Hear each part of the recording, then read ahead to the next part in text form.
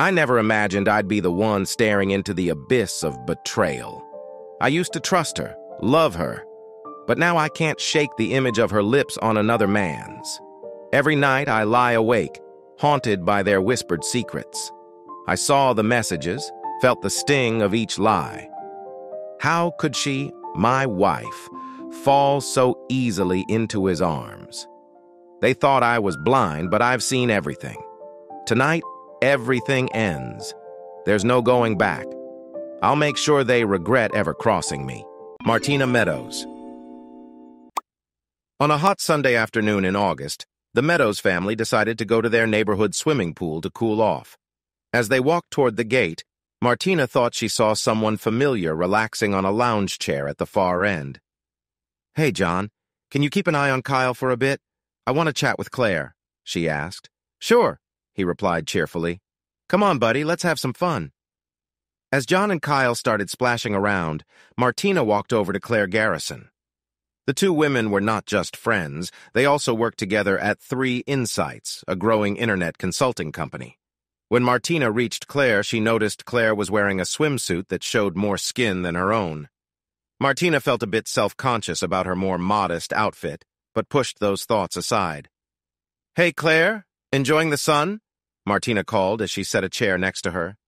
Claire turned at the sound of her friend's voice. "Yep, just relaxing," she replied, clearly enjoying the moment. The two women talked about various topics, but when the conversation turned to work, Claire's expression suddenly became serious. "Can you keep a secret?" she asked quietly. Curious, Martina responded, "Of course." Leaning closer, Claire whispered, "I'm seeing someone." Martina was taken aback. "Really? Are you serious?" "No joke. It's been a few months and I needed to tell someone." Still a bit doubtful, Martina leaned in.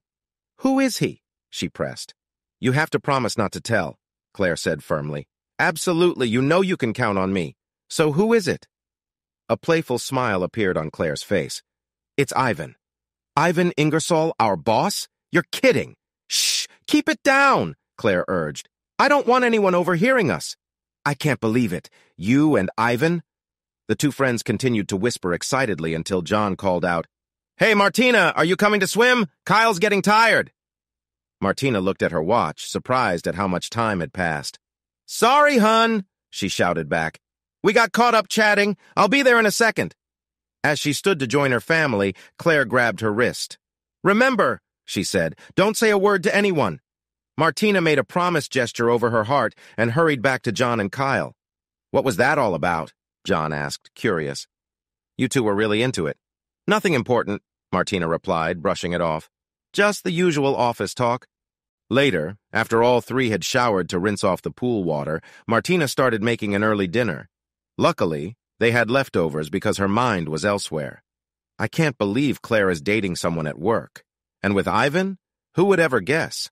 While warming up their food, she kept thinking about her boss.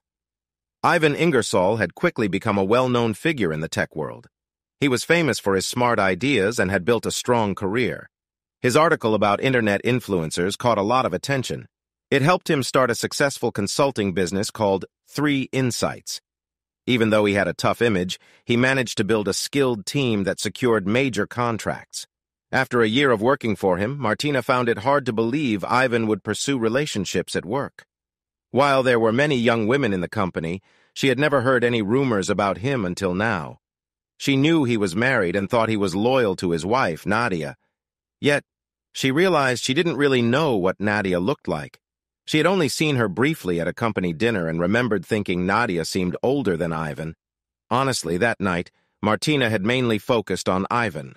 He was tall and slim, with black hair and a thin mustache that gave him a distinguished appearance. With his strong reputation in the industry and calm presence at work, he was an intriguing figure. Now, with what Claire had just said, it seemed there was more to Ivan than Martina had thought. The fact that Claire had some connection to him made him even more interesting. "I wonder if I could have caught his attention if I had known he was open to it," she thought. Then she remembered her swimsuit from that day and shook her head. Not looking like that. Her husband, however, seemed to appreciate her looks. After they put Kyle to bed, John tried to create a romantic atmosphere, but Martina gently turned him down. "I have to get up early tomorrow," she said. "Maybe later in the week." Even though he felt a bit disappointed, John soon drifted off to sleep. Martina, on the other hand, found it harder to relax. Why would Ivan choose Claire? The answer seemed clear. It's those qualities she always highlights, she thought, wishing she felt more confident. Isn't that what many guys look for? Why should Ivan Ingersoll be any different? With that troubling thought, the young woman finally fell asleep. The next morning, while John was preparing Kyle for school, Martina stood in front of her mirror and took a moment to assess herself. "I may not have everything, but I do have a lot going for me." She reminded herself that she was taller than Claire and thought her long legs looked nice. Plus, she felt she had a figure that attracted attention. "I'm not unattractive," she thought with determination. As she got dressed, she glanced at the sensible shoes she planned to wear and hesitated. "Those won't show off my legs or figure," she decided. So she returned to her closet and chose a pair of low-heeled shoes instead. "I can't go from flats to heels all at once or people will notice, but I can take small steps in the right direction." Feeling good about how the heels shaped her calves, she turned to her makeup mirror. As she started to style her hair in a bun, she paused. "I want to feel pretty, not just businesslike." Martina quickly brushed her dark hair so it hung nicely over her shoulders. She thought to herself that she could always return to her old style later. Looking at her new reflection, she considered other changes she could make. However, as she examined herself, she decided to take things slow. "That's enough for day one," she told herself. "I can't change everything at once." She didn't think much about what her future choices might be or where they would take her. When she went to the kitchen for a quick cup of coffee, John noticed her appearance. "Hey, you're wearing your hair down. It looks nice," he said. Martina appreciated the compliment, glad that her small changes were noticeable. However, John's attention made her a bit uneasy. "See? You need to take it easy," she reminded herself. "You can't change too much too fast, or John will start to wonder." In the weeks that followed, Martina continued her transformation with careful additions. She began using more makeup to enhance her eyes and cheekbones, and she picked a brighter shade of lipstick. During a shopping trip, she found some new pieces to help refresh her wardrobe.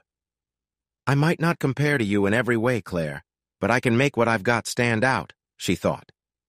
To emphasize her legs, she started wearing higher heels and darker tights, sometimes with subtle patterns. She also wore slightly shorter skirts, moving away from pantsuits in favor of dresses and skirts that were more flattering. As her style evolved, Martina began trying harder to get Ivan Ingersoll's attention. In meetings, she focused on him, regardless of who was speaking. Whenever he glanced her way, she sat up straighter, hoping to catch his eye. She made sure to walk by his office on her way to lunch or after work, wearing outfits that would be memorable. Despite her efforts, Martina felt frustrated. If her plan to attract Ivan was working, she couldn't tell.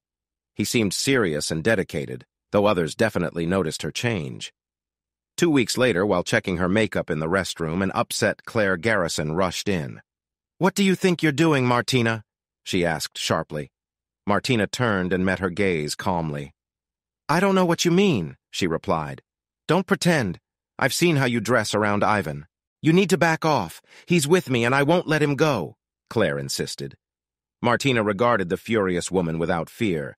"If he's yours, then you shouldn't worry, so just leave me alone," she said. For a moment it looked like Claire might confront her further, but when someone else entered the restroom, she paused. Claire gave Martina a warning look before walking out. Martina returned to her reflection, smiling to herself.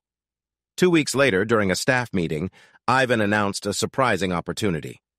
"We have a chance to pitch to a potential client in Chicago next week. I'll be flying up on Monday. Martina, I want you to come along and help. You can get the travel details from my secretary." Martina was surprised, but kept her cool. Claire was not as subtle. "But Ivan, I usually go on those sales calls with you," she said. "That's true," he replied, "but I think it's important for other team members to see and contribute. Martina has done well with the analysis. It's time she learns about marketing." He glanced at Claire. "Cross-training is very important in our organization, right?" Claire mumbled a yes, avoiding their gaze. Martina returned to her desk full of excitement. It's happening! I didn't think he noticed me, but he clearly did. I guess you're not the only one who can get his attention, Claire. But soon doubt crept in. What if I'm reading too much into this? What if this is just training? How should I act around him in Chicago? What do I even say? All weekend, excitement and worry battled in her thoughts, and even John noticed. When he asked Martina how she felt about the trip, she admitted she felt a bit nervous. It's my first time spending a long time alone with him. I'm not sure how to act. You'll do great, John reassured her. You're smart and skilled, and you know what you're doing. I believe in you. Remember, Ivan wouldn't have asked you if he didn't believe in you too. Just trust yourself and you'll be fine. After thanking him with a hug, she went to her room to start packing. Looking at her clothes, she decided to be herself. He wants the best version of me, so that's what he will get. With that in mind, she packed a variety of clothes, from casual to dressy, including a few classy pieces that John had never seen before. It was time to impress. On Monday, right after lunch, Ivan and Martina flew from Hartsville to Chicago.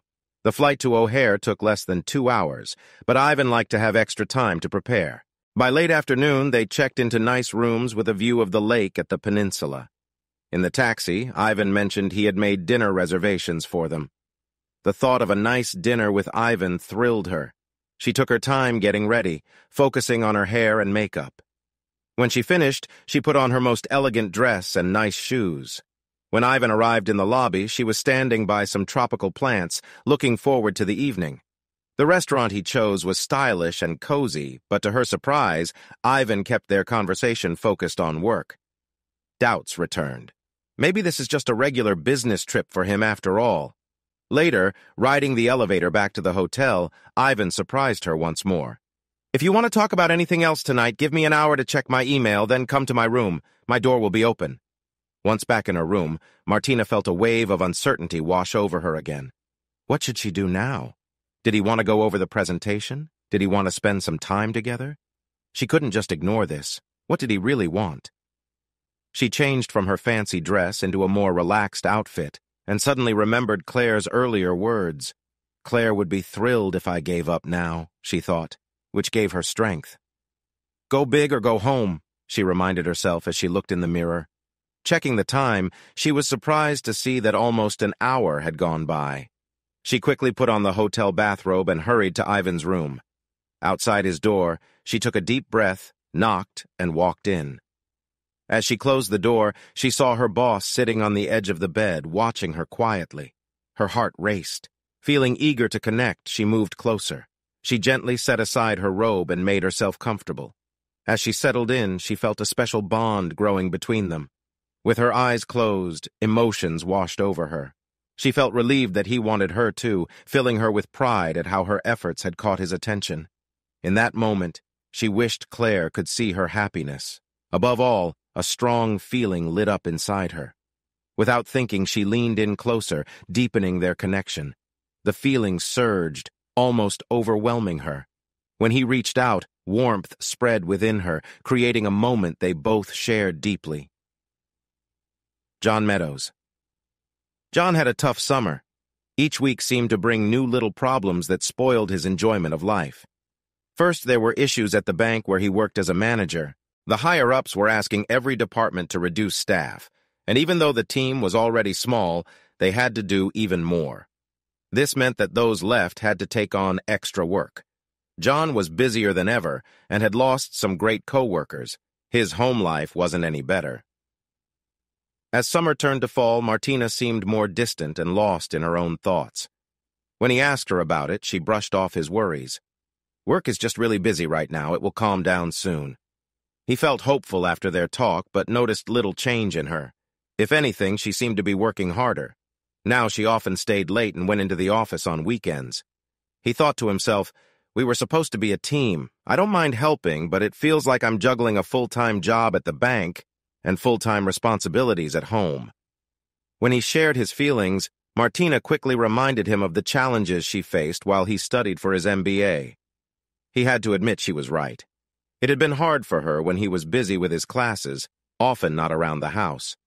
Realizing this, he tried to see things differently, hoping the stress at her job would lessen. Instead, it seemed to get worse. Soon, she started traveling for work, leaving for 2 or 3 days at a time. When she got home, Martina's busy schedule of late nights and weekend work continued. Fortunately, John had a job that allowed him to care for their son most of the time. He needed to be at the bank when it opened, but he could drive Kyle to school early and still make it to work on time. He also arranged with his assistant manager to cover the closing shift in the afternoon. This way, he could pick Kyle up from school and take him home. Once they were back, he could finish his work there. This plan usually worked, but sometimes things didn't go as expected. One Monday, while Martina was away for the week, Kyle brought home a note saying that school would be closed on Thursday and Friday for teacher training. John faced a challenge. He had to work, but he had no one to watch Kyle. He didn't want to call in sick because he thought it wouldn't be a good example for his team. With no other choice, John took Kyle to the bank with him and set him up in an empty office filled with books, toys, and crayons to keep him busy. Around lunchtime, John noticed a woman and her son in the bank lobby. Everyone else was busy, so he decided to help her. "I'm Allison King, and this is my son, Stevie," she said. "I'm having trouble with my credit card." John offered to assist. As they walked to his office, she brought Stevie along. "I hope this is okay. Stevie's school is closed today, and I don't have anyone to watch him," she explained. John thought for a moment. "Does your son go to West Park Elementary?" he asked. She nodded, and he smiled. "I thought you looked familiar. My son Kyle goes there too." He pointed to the window separating their offices where they could see Kyle playing. "Looks like we are in the same boat," he chuckled. "Seems like we're both managing things alone today," she said. "Well, I'm not exactly alone, but my wife travels a lot and is away this week, so I'm taking on a bit more parenting," he replied. Then he had an idea.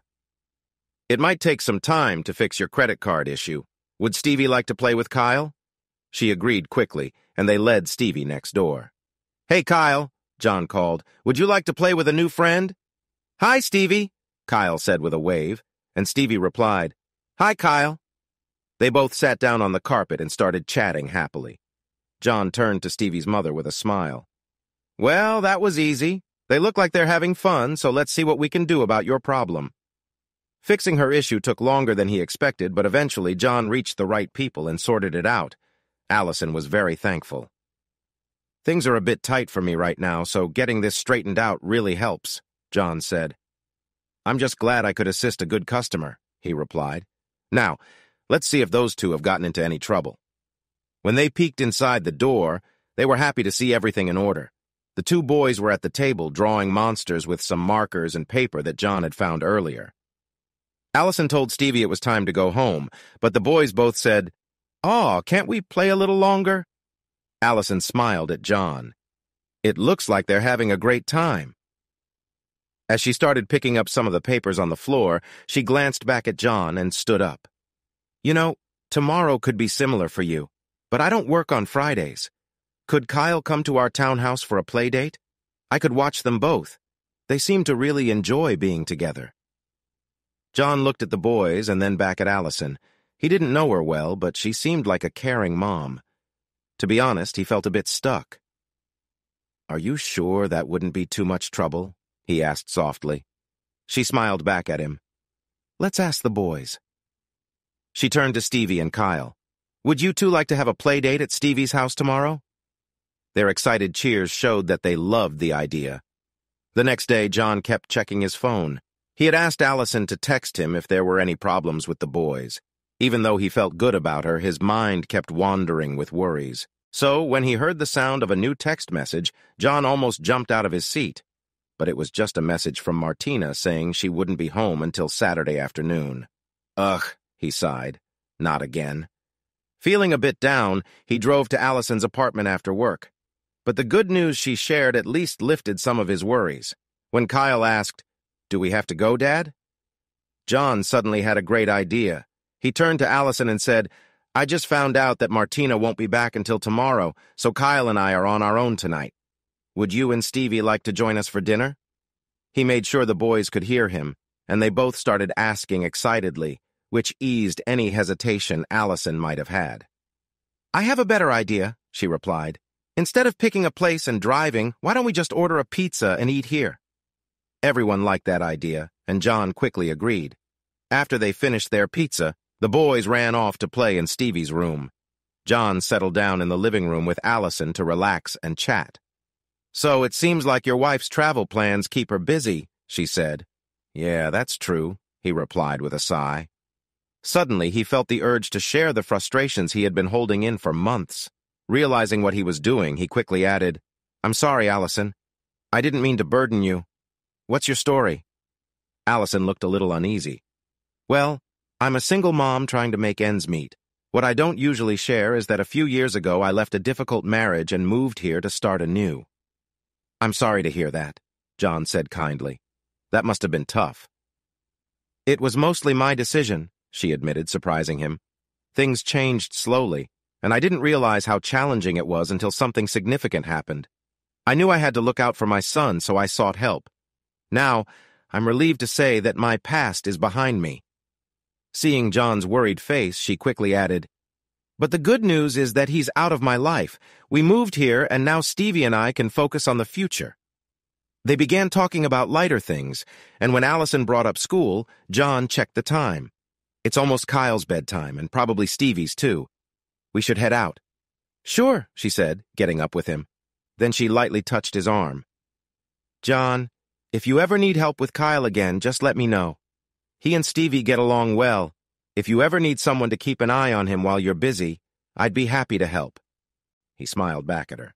"Thanks, Allison. I'll remember that. And if you have any issues with your credit cards, or anything else, just ask." Life went on pretty normally for John until 2 weeks later when small worries suddenly became too much. The first sign of trouble was an unexpected visitor at his office, Claire Garrison. "Hi, Claire," John said, surprised to see her. "What brings you here?" She frowned at him. "I want to know what you're going to do about your wife." He stared at her, puzzled. "Martina? I'm not sure what you mean." "Can you really be that clueless?" she said, her tone filled with frustration. "She's been spending time with Yvonne." Her words hit John hard. Suddenly, all the doubts he had about Martina's recent behavior rushed back. It felt like a cold splash of reality. His first instinct was to deny it. "That's not true," he said. Even he could hear how weak it sounded. "How do you know that? What proof do you have?" Claire rolled her eyes. "John, isn't it obvious? Haven't you noticed how she dresses for work? Do you really think she's changed just for you?" she went on. "What do you think she's doing while she's working at night and on weekends? The office isn't that busy. And what about all those trips she's taking? Do you honestly believe she isn't with someone else?" Each of her questions felt like a sharp sting to his heart. Upset and defensive, he tried to push back. "Why are you here, Claire? Why does this matter to you?" To his surprise, her face flushed and tears filled her eyes. With a shaky voice, she said, "Because Ivan was with me and I want him back." Her intense feelings took him aback, and he wanted to avoid an argument with someone so upset in front of his co-workers. He stood up quickly. "If you have nothing more to say, I think it's best if you leave." She looked shocked. "Wait, what will you do about this?" Her simple question struck him hard.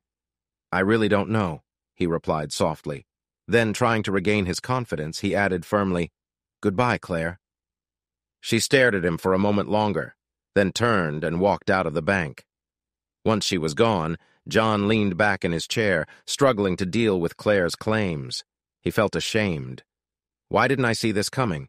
The signs had been there all summer. Other feelings started to bubble up. Anger that Martina could be with someone else mixed with sadness over what he thought was a happy marriage. He worried about how this might affect his son and felt uneasy about how his life could change. And over everything hung the question Claire had asked him. What am I going to do now? His first thought was to confront Martina and find out the truth. But he quickly dropped that idea. If she was unfaithful, she would probably deny it. Then what would he do? Another thought came to him. What if Claire was just trying to make things worse? She seemed so full of jealousy. If he accused Martina, it might lead him into Claire's trap. Surely Martina wouldn't do something like that. An affair with her boss. How typical! She's not that reckless. Trying to calm himself, he took a few deep breaths. The only way to handle this is to find out what's really happening. Once I know the truth, I can decide what to do next. He felt himself slipping back into despair. But how do I do that? I barely have enough time for work and taking care of Kyle. I can't investigate her life, and I don't know any private detectives. However, now that he had calmed down a bit, he began to think more clearly. I might not know any good detectives, but I think I know someone who could help. After graduating, John went to business school while his college roommate Max Hardison went to law school. Now, Max runs his own law office in a neighborhood near Atlanta. John decided to call him. When Max answered cheerfully, John quickly told him this wasn't just a friendly chat. He explained the whole situation and said, "I don't want to act too quickly based on what a jealous coworker said, Max. I need some proof. I'm looking for a good detective agency that can discreetly check into Martina and her boss, Ivan Ingersoll. Do you know anyone?" Max got it right away. "Sure, I know a few trustworthy people who can help with that. Let me call someone and see if they can reach you today. And John, I'm really sorry about all this. I hope it turns out to be nothing." Less than an hour later, John received a call from Lyman Mazaroff, the head of Mazaroff Inquiries. He sent John the link to his agency's website and asked what he needed. As John shared his concerns about the events of the summer, Mazaroff made a suggestion. "It sounds like you're looking for a quick answer. If that's the case, we can skip constant surveillance. If you can find out your wife's plans, we can focus on one or two key moments that might shed light on the situation. If she is clear during those times, maybe your worries are not needed." "That seems fair, Mr. Mazaroff. The next big event for her is a meeting in Chicago. She's leaving on Monday and won't be back until Friday." "That could work for us," Mazaroff replied thoughtfully. "In my experience, people often feel more at ease when they're away because they think no one knows them." "Does your agency work in Chicago?" John asked, unsure. "No, but we partner with an agency there. If you give me her travel details, I think we can keep an eye on them when they arrive." Martina always shared her travel plans with John for emergencies, so he could give that information to Mazaroff. He also sent him the link to the 111 website, which had pictures of Ingersoll and Martina. John could feel Mazaroff thinking about the timeline. After a brief pause, the detective said, "Our best chance will be at the hotel, especially the night they arrive. If they are close, they might want to stay in a room together. My contacts in Chicago are good with most hotels there. It might cost a bit more for their help, but I believe they can gather information about what happens inside." He paused, waiting for John's reply. "Meadows, there are no guarantees, but I have a feeling we'll find out something by the end of the week. If we don't find anything by then, you can relax, and we won't need to spend any more of your money. How does that sound?" "That sounds good." "All right. One more thing. Max can confirm that any information we gather won't be usable in court." "I understand. I'm just trying to find out the truth." "I believe we can do that. I'll let you know as soon as we have something clear." Feeling a bit better for making some progress, John got ready for a regular evening with Martina. But when she texted him that she would be working late again, he felt relieved at not having to pretend. Instead, he spent Saturday and Sunday just with Kyle. The time they shared was nice, but also a little sad. "I really don't want Kyle to have to face a broken family," he thought as they played catch together. On Monday, Martina caught a midday flight to O'Hare, so John barely saw her before she left. This was for the best. It would have been too stressful for him if they had to spend more time together. On Thursday morning, John received the call from Mazaroff that he had been anxious about. "Mr. Meadows, I'll be honest. Your wife is involved with her boss, Ivan Ingersoll. They've been together this whole trip without booking separate rooms." John sighed. Mazaroff continued without delay. "A courier will bring a package to your office this afternoon. It will have 3 envelopes. One will contain information from their time together in the room. Another will have notes from their conversations in case some of the audio isn't clear. The last envelope will include some still pictures taken from the video. Now, listen carefully. I have 2 important pieces of advice for you based on my experience. First, do not do anything that will hurt your spouse or her companion. If you do, I will need to report what I've learned and this conversation to the authorities. That would mean you acted on purpose, leading to serious consequences. Do you understand?" "Yes," John replied quietly. "I'm not someone who reacts with violence, Mr. Mazaroff. I promise I won't let my anger control me." "Good," the detective said. "Second, I strongly suggest you only look at the photographs.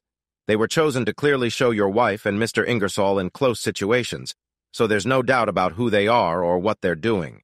You can also read the transcript of their conversations. Some of it might not be important, but some parts may be hard for you to hear. But since it's just text, it won't carry the same emotional impact as the video. I really advise you not to watch the video. You have a young child, so you'll likely need to interact with your wife regularly. The video, with the sound, can leave strong feelings that are hard to forget. Those feelings can make it difficult for both of you to work together in the best interest of your son. I hope you take this advice. I've known several people who didn't, and they later regretted it. It's better for you to move on and not get stuck in anger and sad memories. John took a deep breath. Thank you, Mr. Mazarov. I promise I won't harm anyone, and I'll think about your other advice. That's all I can ask, Mr. Meadows. You will also find the bill for our services in the package. Good luck, sir. The courier delivered the package just before John needed to leave to pick up Kyle. He carefully placed it on the passenger seat of his car, treating it with care. When John and Kyle got home, he immediately called Allison King. Could you pick up Kyle from school tomorrow and keep him overnight? I need to have an important talk with my wife when she gets home, and I'd rather Kyle not hear it. Oh, John, that sounds serious. I'm so sorry. Yes, of course, Kyle can stay with us tomorrow. Stevie will be happy. Just remember to call the school and tell them I'll be picking both kids up. And John, if you need anything else, just let me know. I'll be thinking about you. Thanks, Allison. You're a true friend. After putting Kyle to bed for the night, John returned to the living room and carefully opened the package. He quickly found a small envelope labeled memory stick and set it aside. He noticed a larger envelope marked transcript, which he also put aside. Finally, he opened the envelope labeled photographs, and when he turned the stack of photos over, his heart sank.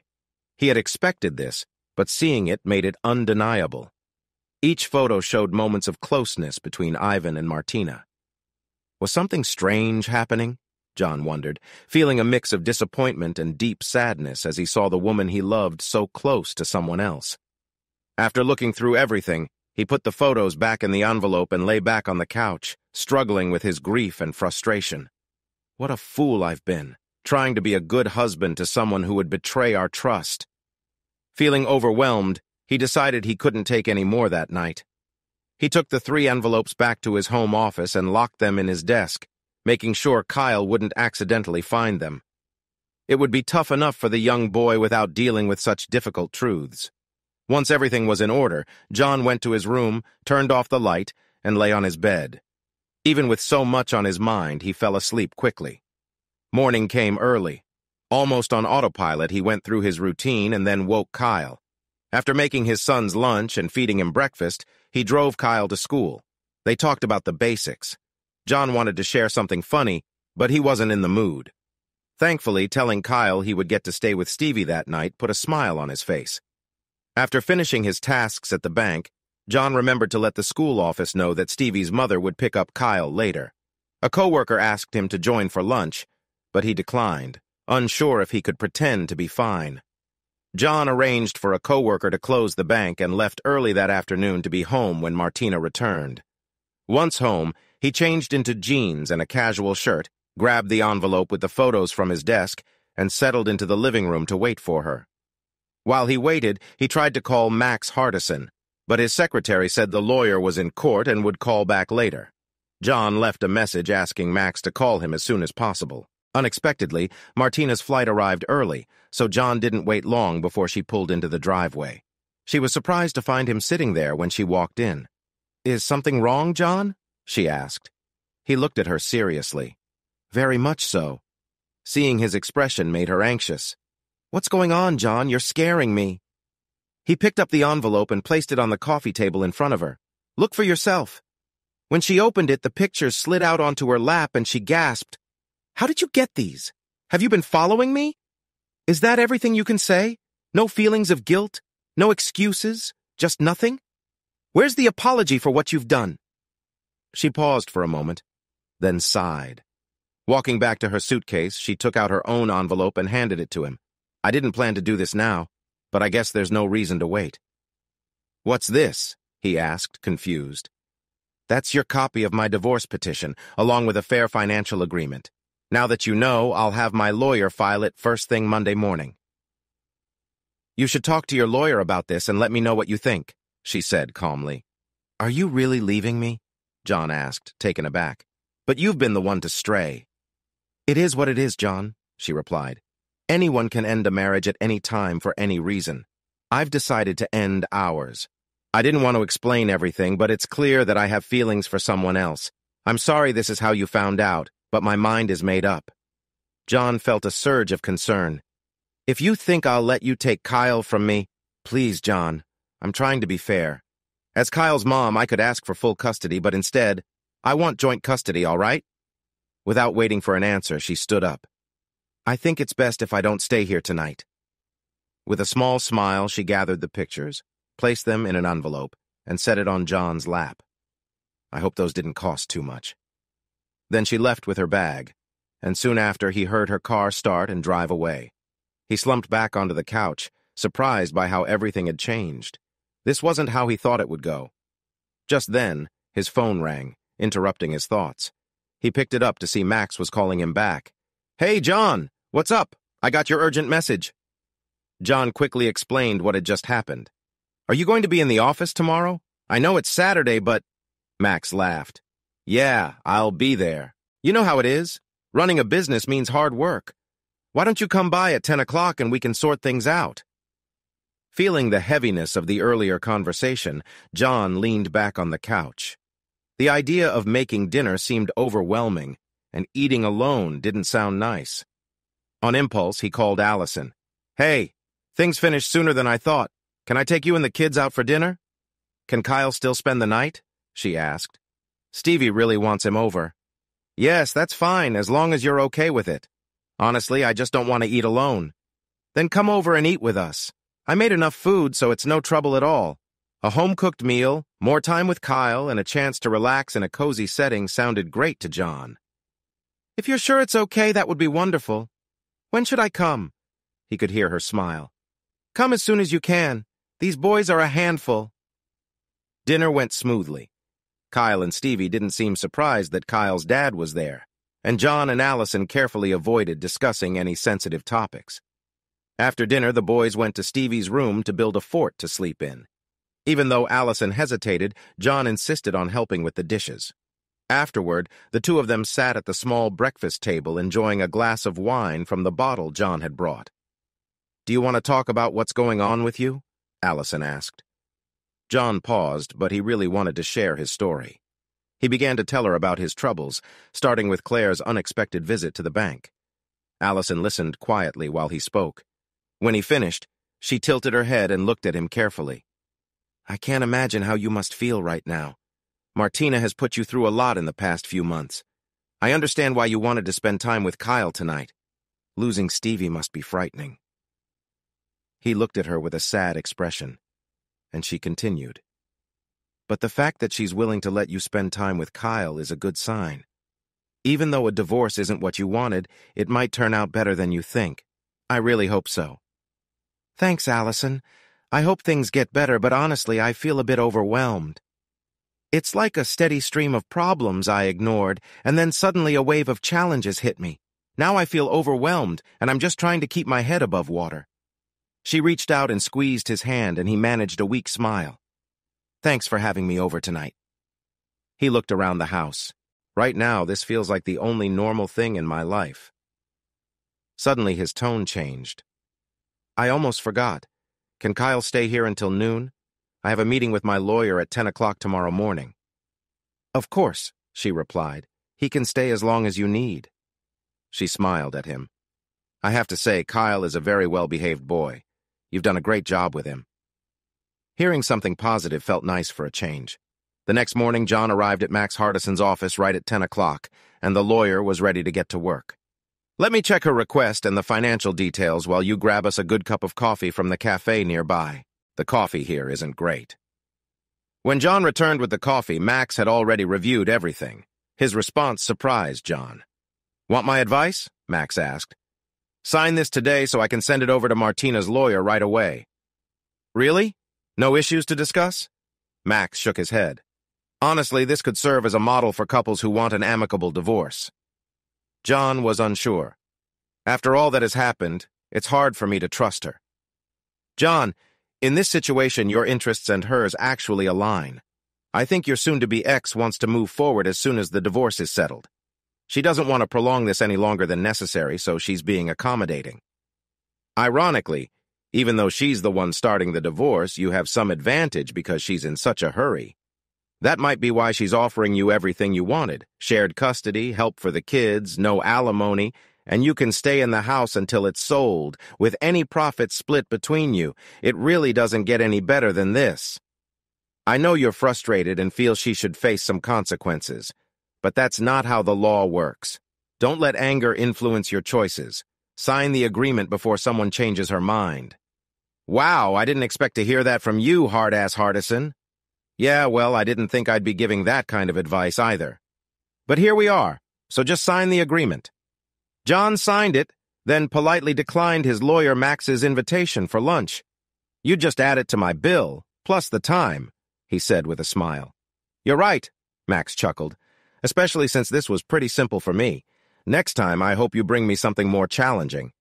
Once he got to his car, John called Allison to see if she and the boys would like to have a picnic. "I finished with the lawyer sooner than I expected," John said. "I thought we could grab some food and eat at the park." "That sounds great," she replied. "And it'll save me from cooking again. I'm hoping the quick meeting means good news," she added. "It does," he assured her. "I'll share all the details at lunch." The picnic was a big success. After their sandwiches, the boys ran around chasing ducks and playing at the playground. John and Allison found a bench under a tree where they could watch the kids while finishing their meal. "So, how did it go with your lawyer?" she asked. "Surprisingly well," John replied. "The offer she made was so fair that Max said he's never seen anything like it." "Why would she do that? Is she feeling guilty?"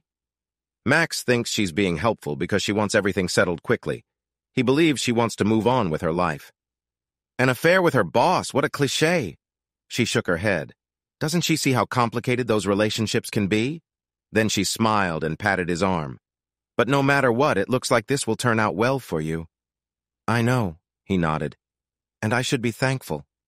But he's still worried about how this would affect Kyle, and it troubled him that Martina and Ivan could end a 9-year marriage without facing any real consequences. "I understand, John," said his friend. "The good part is, you can now focus on yourself and Kyle without worrying about what Martina is doing. That has to mean something." "Yeah, you're right." After spending a busy afternoon at the park, Kyle was tired when John brought him home. They had an early dinner, and then John tucked his son into bed. In the living room, he decided to call Martina, planning to leave a message. To his surprise, she answered. "I called to let you know that I reviewed your proposed settlement with my lawyer and have signed it as is. My lawyer sent it to your lawyer this afternoon, so the process can start on Monday." "That's great," she said, relief evident in her voice. "We can finish this all up in 3 months." John didn't reply. "Also," she continued, "I wanted to let you know that I'll be staying at the Peachtree Intermediate Stay Residence for a while. The company has an apartment for its clients, and they've let me stay there until I find a place of my own." John thought, "I wonder who decided that," she continued. "Now that I have somewhere to stay, I think we should start sharing time with Kyle so he can adjust to this change. If you drop him off at school on Monday morning, I'll pick him up in the afternoon. We can start a routine." John felt a bit sad at the thought of missing time with Kyle. Still, he reminded himself it could be worse. "Okay," he replied, "but there's one more thing. Since you filed for divorce, I think it's best if you explain what's happening to Kyle." There was a pause on the line. "Fine," she finally said. "I'll talk to him. He'll be fine. Kids adapt." John struggled to hide his frustration. How can she be so calm about changing everything that Kyle knows? If she thinks he'll just accept this, she's mistaken. However, he kept his feelings to himself, not wanting to cause any trouble. On Sunday night, Martina called to speak with Kyle. After their chat, John asked his son what she had said. "Oh, she just mentioned she'd pick me up after school tomorrow and we'd go to a new fun place. It has a swimming pool and everything." Then Kyle looked at his dad. "Are you coming too?" John sighed.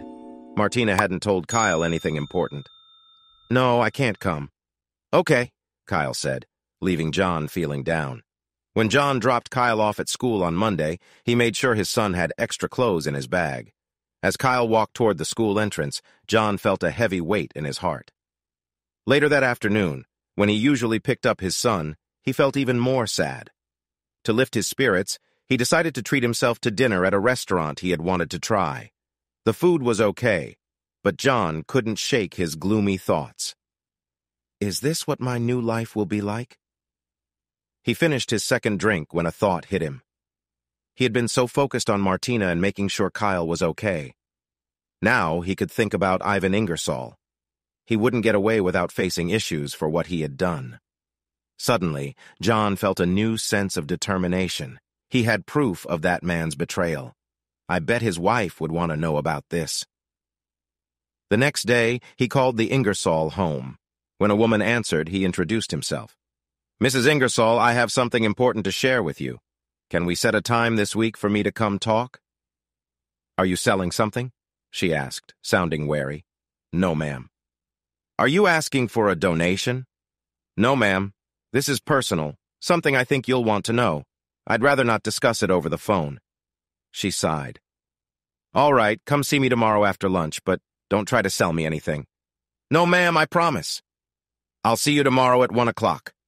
The next day, when he arrived at the address she gave him, he found a large house surrounded by a tall brick wall. He had to be let in through the front gate. The house was a big 2-story building with brick and stone walls. When John rang the doorbell, a woman in a uniform greeted him and led him into the living room. Mrs. Ingersoll was sitting on a leather couch waiting for him. She looked graceful and had been quite attractive in her younger years, perhaps 10 to 15 years older than her husband, he thought. Mr. Meadows, I am Nadia Ingersoll. Why are you here? She asked firmly. Mrs. Ingersoll, I will get straight to the point. My wife works for your husband's consulting business. I'm sorry to say that she and your husband have been involved in a relationship for several months. He handed her a package from a private investigator. Here is the proof, if you would like to see it. She looked at him for a moment and then laughed. Oh, no, not again. I don't understand, Mrs. Ingersoll. She shook her head, as if talking to a child. Ivan does this sometimes.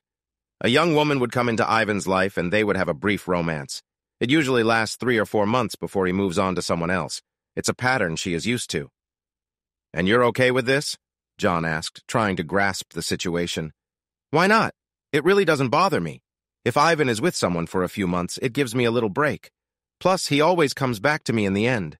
John was baffled. But doesn't that put your marriage at risk? What if he starts to care for the girl? Her expression changed. You should understand this, John. Ivan is smart and has helped our business succeed. While he may be the face of the company, I am the one in control. I handle the finances here. Ivan knows well that to keep being impressive and social, he must remember who manages the money. At that moment, John heard a child call out, Mama, Mama! A boy rushed into the room and Mrs. Ingersoll's demeanor shifted instantly. Rodney, come here, sweetheart. That's a good boy. Say hello to Mr. Meadows, who has come to visit me. Hello, Mr. Meadows, the boy politely said. John noticed that Rodney, who appeared to be a teenager, had features associated with Down syndrome. He felt a surge of compassion.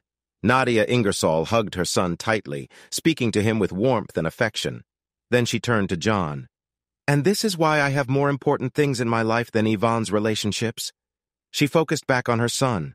All right, Rodney, it's time to go back to the nurse. I'll see you soon, okay? Okay, Mama, he replied, walking over to hold the nurse's hand, who had appeared at the doorway. Once the boy had left, Mrs. Ingersoll stood up, and John did the same. Mister, I'm sorry to hear that my husband's actions have hurt your wife, but honestly, she should have noticed the signs. In any case, he will probably move on in a few months, and she might come back to you if you want. Mrs. Ingersoll, you should know that your husband's relationship with my wife has already lasted over 4 months. I believe they are discussing marriage. Oh, really? She said nonchalantly. Well, this isn't the first time he's done this. When it happens, I just remind him who is in charge. I will keep an eye on the situation in the coming months. For now, here are the details back. I don't need to know about his outings anymore. Have a good day. With that, she walked away in the same direction as Rodney, leaving John feeling overwhelmed as he made his way to his car. He thought, I feel like I just stepped out of a strange dream. What a unique marriage where the husband has so much freedom, even though his wife has a strong influence over him. But unique isn't the right word. She clearly cares a lot for her son. As he drove back to the bank, his confusion turned into frustration. I can't believe she isn't worried about what her husband does or who he's with. It's like he can do whatever he wants without any consequences. How am I supposed to deal with this? His mood worsened when he saw a voicemail from Martina. Hey, I have to go out of town suddenly, so you need to pick up Kyle from school and keep him tonight, okay? Bye. He hit the steering wheel in irritation. Great. Now Martina's putting me in a tough position. She knows I want to spend as much time with Kyle as I can, and she's using that to pass on her responsibilities. Meanwhile, they can do as they please without a care. When he arrived at the school that afternoon, Kyle was happy to see him. But as his father buckled him into the back seat, Kyle said, I thought Mommy was coming to get me today. Yeah, she was, but she had to go out of town, so I get to be with you. Are you going to take me to Mommy's new apartment? No, we'll just go back to our house. After thinking for a moment, Kyle asked uncertainly, Daddy, why don't you live in Mommy's apartment? Let's talk about that when we get home, John replied. She still hasn't told him about the changes in our family. She promised she'd explain it, and now I have to step in. They pulled into the driveway and went inside, with John guiding his son into the living room. Kyle, there's something I need to tell you. Mommy has a new apartment because she and I have decided to live separately. Does that mean you're getting a divorce? Kyle asked, his voice trembling. Where did he hear about divorce? I guess other kids must have mentioned it at school. Yes, that's right, John said. Mommy and I are going to separate. No, Kyle shouted. I don't want you to separate. The other kids say it's bad. John hugged his son tightly, then pulled back to look him in the eye. I know, Kyle, and I didn't want this either, but there's something important for you to understand. Our choice isn't about you or anything you did. We both love you very much, and we always will. Sometimes adults decide they need to live in different places, and that's what your mom wants. I know this is a big change, and it's a big change for me too, but our job is to get through it together, okay? Kyle nodded, but it was clear he was still upset. John thought hard about how to cheer him up. Then he had an idea. Stay right here, Kyle. I need to make a quick phone call. He dialed Allison's number, hoping she would pick up. Hey, it's John. I know this is last minute, but would you and Stevie like to have dinner with us? Kyle is here tonight and could use some cheering up. When she told him they were free, he asked her to come over as soon as possible. After she agreed and hung up, John turned to Kyle. Did you hear that, buddy? Stevie and his mom are coming over for dinner with us. Kyle's face brightened, and John felt relief wash over him. Crisis averted.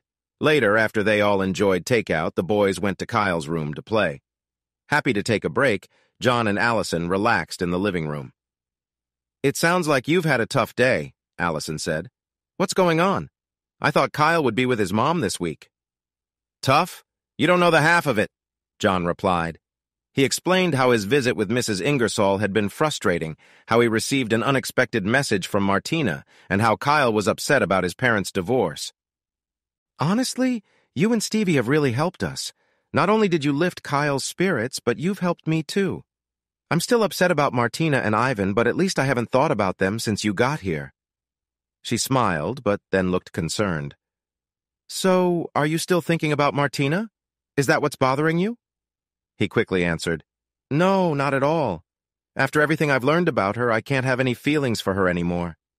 Then he sighed. What bothers me is how she and Ivan can act like this without caring about me or Kyle. It just doesn't seem fair. She reached over and sat next to him. Looking into his eyes, she said, John, you're a good man. You were a good husband and a great father. You're facing challenges because of what others have done, not because of you. But instead of focusing on that, try to move forward and make the best of a tough situation. That's how I've learned to deal with my ex, and I think you should too. He looked at her silently, then nodded. I know you're right, Allison. I admire your strength through everything, and I want to be that strong too. But I still wish things were fair, and that those who make bad choices faced some consequences. I understand. Just don't let that stop you from finding the happiness you deserve. He smiled. Suddenly, he looked up and listened carefully. Hey, I just noticed I can't hear the boys. We should check on them.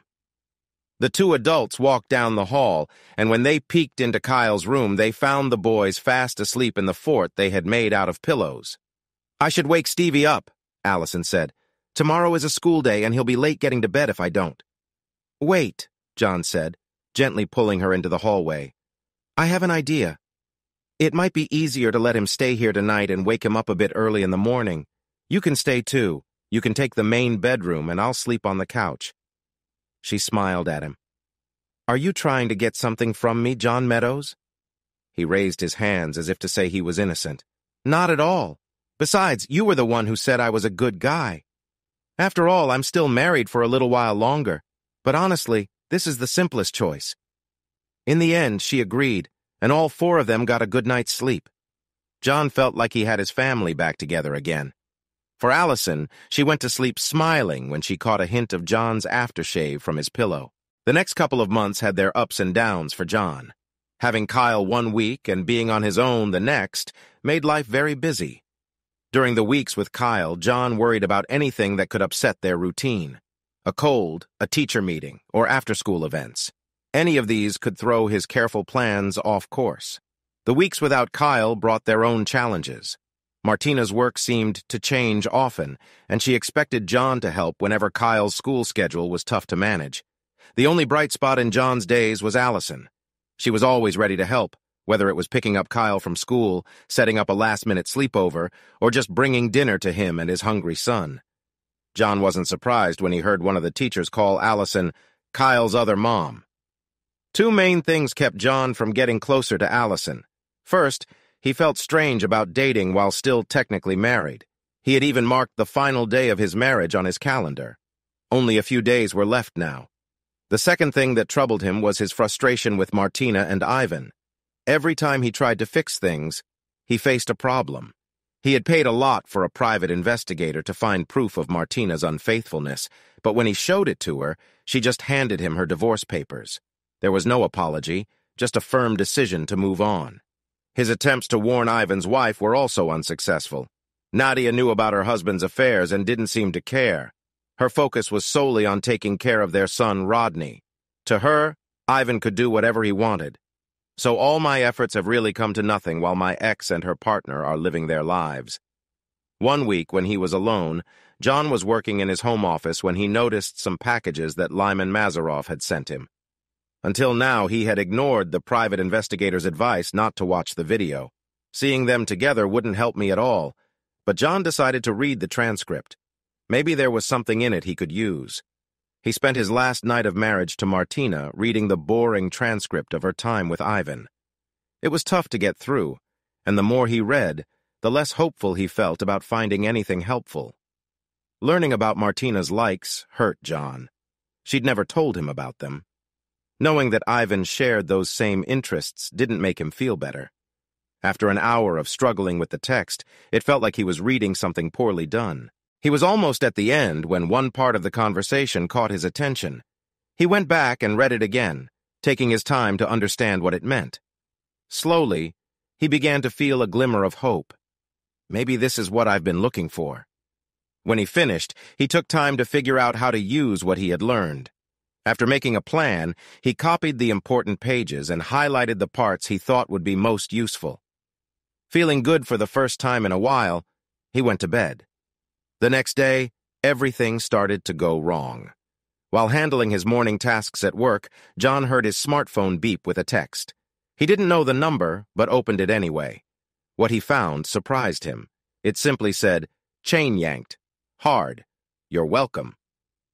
Nadia Ingersoll, not sure what she meant, he almost called Nadia for an explanation when his boss called with a question. Once he dealt with that and finished some extra work, it was already past lunchtime. He hurried across the street to Subway for a quick meal. The usual crowd was gone, and he was the only customer. As he sat eating his sandwich at a yellow table, Claire Garrison walked in and sat down across from him.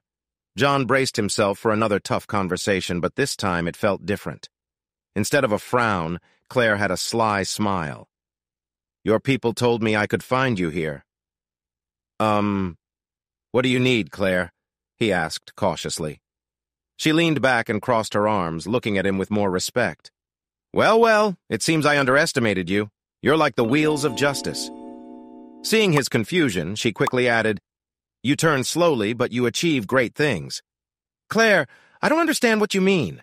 Don't play dumb with me, John Meadows. You finally got back at Martina. She was let go today. She seemed pleased to share the news. I heard that Ivan called her into his office, told her work wasn't good enough, and delivered the news. She left the building with a small box of her belongings. John watched her, surprised. Ivan's did that. I thought they were getting married. Claire smiled. So did she, but that's clearly not happening now. Ivan's assistant told me that Martina has to leave the place she stays in by the end of the week. She gave him a nod. I don't know how you did it, but things have really changed for your ex. She lost her job, she lost Ivan, and now she won't have a place to stay. Plus, if the people in Atlanta find out she was let go, she might even have to move to find a new job. Claire stood up again. Like I said, once you start moving forward, it just keeps going until there's not much left. I'm truly impressed. And with that, she left the room. Back at the bank, John was still enjoying the news when he got a call from Martina. She immediately began to express how unfairly Ivan had treated her.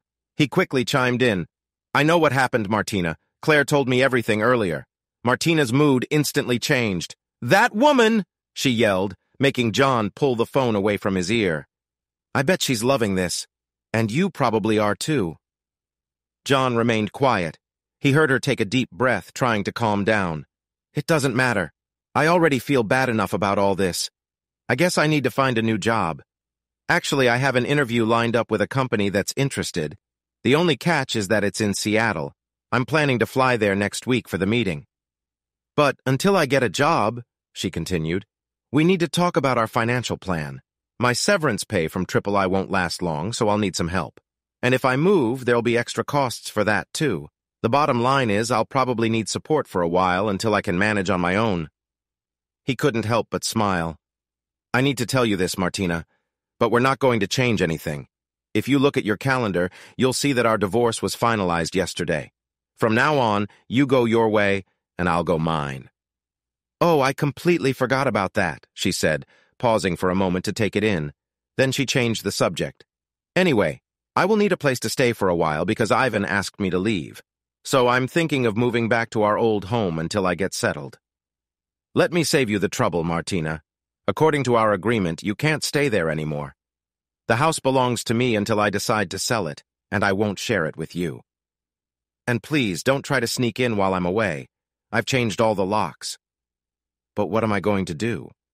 Where will I live? That's not my problem, he replied. He could hear her mumbling and guessed she was getting frustrated. Then she changed the subject. We still need to talk about Kyle. We agreed to share custody. I'm glad you remembered your son, he said, his voice dripping with sarcasm. But you don't need to worry. Kyle is doing well. He's doing good in school, has new friends, and seems happy. Since you don't have a stable home right now, it doesn't make sense to discuss sharing custody. If you want to talk about him visiting after you settle in, I'm open to that. Then his voice grew serious. But don't think about asking for full custody. During our time apart, Kyle spent more time with me. I've kept track of all the days I picked him up when you were busy. I doubt any judge would give custody to a parent who hasn't been around much. He could hear her sniffling on the phone. I can't believe you're being so selfish, John. I thought you were better than this. You shouldn't be shocked, Martina. I picked it up from you. He ended the call, feeling no sympathy for her. As he thought about his chat with Martina, he remembered he had something important to do. He opened the text from Nadia Ingersoll he received that morning. Thank you, he texted back. Now it's my turn to help you. Can I come see you tomorrow? Later in the day, he got a response. I don't have much time, but I can see you at 1 p.m. tomorrow. He quickly confirmed. With that, John left work early to pick up Kyle. They were in the school parking lot when Allison arrived to collect Stevie. John walked over with a smile. When she stepped out to say hello, he gave her a friendly hug. Some of the teachers smiled as they watched. Stevie and Kyle were excited. Daddy hugged Mommy, Kyle told his friend, which made both John and Allison smile. She looked at him, surprised. Not that I mind, but what was that about? John smiled back. First of all, I'm officially single now. I think my life is about to get a lot easier, she replied. I'll share more later, but how about we all go out for dinner to celebrate? Everyone cheered at this idea, even if the boys were a bit puzzled about the celebration. At home, after a big meal at a family restaurant, John told Allison about his day while the boys played. The big news is that Martina might be moving to the West Coast and leaving Kyle with me. Things might not be perfect, but a lot of my problems are clearing up. He held her hand. I hope you and Stevie will let me spend some of my more peaceful time with you. To start, I'd love for you both to stay over again. He leaned a bit closer. This time, I'd like to sleep in my room. She smiled and held his face gently. That's wonderful news, John. I'm really glad to be here. Once the boys were asleep, John took Allison to the master bedroom. He dimmed the lights, and they shared a quiet moment that showed how close they were becoming. After spending time together, the room felt peaceful as they enjoyed each other's company without disturbing the boys. The next day, after lunch, John drove to the Ingersoll house. When he rang the doorbell, Nadia answered. After they sat down, she resumed her usual straightforward manner. I didn't expect to see you again, Mr. Meadows. You know I kept my promise. So what brings you here now? Mrs. Ingersoll, it's clear you care deeply for your son. Of course I do. Rodney means everything to me. Does he have Down syndrome? He does, she replied a bit defensively. But that does not change how I feel about him. I can see that, he said, nodding. I've read that children with Down syndrome can now expect to live fulfilling lives. Is that true? She asked. Yes, he said carefully. But he will need support throughout his life. That's right, and I've made plans to ensure he gets that support. Excuse my curiosity, Mrs. Ingersoll, but are you older than your husband? I'm not embarrassed to say I'm 14 years older than Ivan. He wanted a partner who could support his dreams, and my inheritance helped with that. As a widow, I also wanted someone who would be a good match for me. It was a practical marriage, but it turned out well for both of them. Statistically speaking, John continued, there's a chance you might pass away before your husband. I understand the numbers, Mr. Meadows. So what? And we can't ignore the possibility of a serious illness or an accident. I'm aware I'm not invincible, Mr. Meadows. What are you getting at? I'm saying that one day, Ivan will likely need to care for Rodney. Yes, she agreed thoughtfully. John took a paper from his suit pocket. Mrs. Ingersoll, you said you didn't need to see the proof I have about your husband's connection to my wife, but I believe it's important for you to read this. It's part of the transcript from their talks. I've marked the part about Rodney.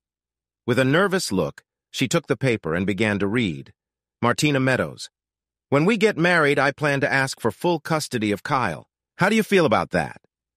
Ivan Ingersoll. That's fine if you manage all the parenting. I'm not great in the father role.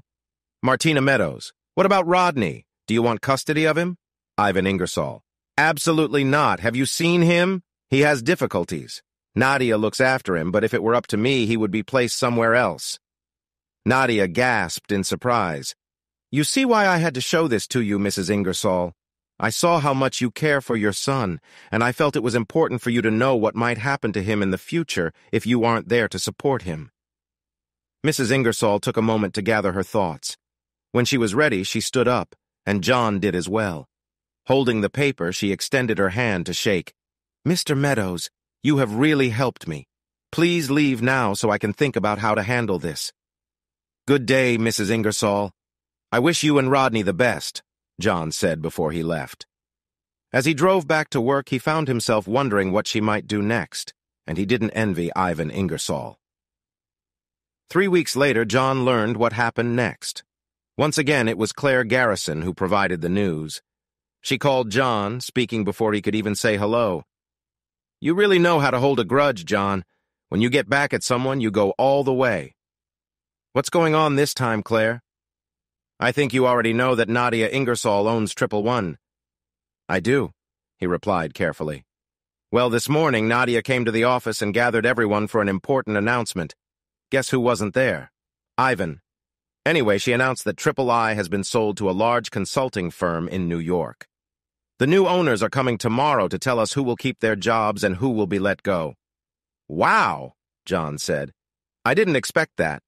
Yeah, right, Claire replied with a teasing tone. But that's not all. Nadia also said that Ivan has been let go for not following the company rules. They are getting a divorce and she plans to focus on her son, Rodney. What do you think lies ahead for Ivan? Honestly, I think he faces a difficult time. Nadia mentioned their agreement means he won't receive much from the divorce. Finding a new job will be tough for him because of his reputation. I really don't see anyone wanting to invest in what he tries to do next. My guess is he'll struggle to find a job. That's interesting. What about you, Claire? Are you considering getting back with him? Not really, she replied thoughtfully.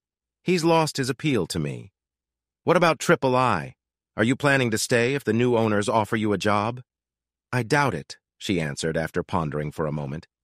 I honestly don't know why I stayed after Ivan and I ended things. I'll probably look for a job somewhere else. She laughed lightly. Maybe I'll go to Seattle and see if I can work with Martina again.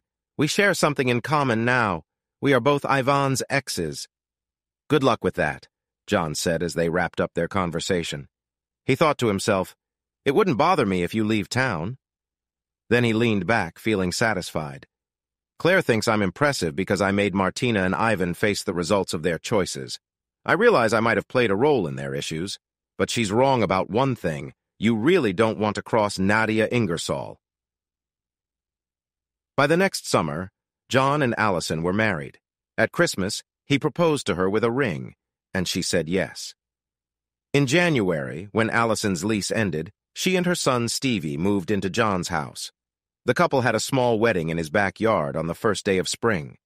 As for Martina, John hadn't heard from her since she called him after losing her job, so he was surprised when she showed up on his front porch one Saturday morning in August. He almost didn't recognize her. She looked tired, and her hair had some gray in it. "Martina, what are you doing here?" he asked. "I came back for a few days to sign some papers. I hope it's okay that I stopped by. I wanted to see Kyle." John hesitantly let her in and went to get his son. When he returned with Kyle, Martina looked at him in amazement.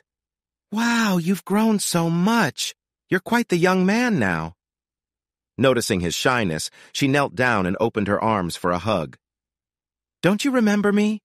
Before Kyle could answer, Stevie walked into the room. Seeing Martina, he whispered to Kyle, "Who's that?" "That's my old mommy," Kyle replied. Martina felt a wave of emotion at his words. She quickly stood up and turned slightly away from her son to gather herself. "Maybe I should go, John. I don't want to upset him." "I think that's a good idea," John agreed, walking her to the door. Before she got into her car, she glanced back at her ex-husband, feeling a hint of sadness. "It seems like your life is going well, John.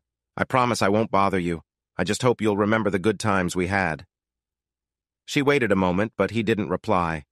Quickly, she turned and got into her rental car and drove off. As he watched her leave, Allison came out to stand beside him. "Are you okay?" she asked. He turned to her. "Yeah, I'm fine." He looked at her thoughtfully. "It's interesting. Seeing her reminded me of a lesson I heard about failure." She looked at him with curiosity. "Our professor once told us that a famous writer was asked how he went broke. He said, slowly, then all at once." John smiled at his wife. "I think that's what happened to Martina and Ivan. At first they seemed to do whatever they wanted without problems.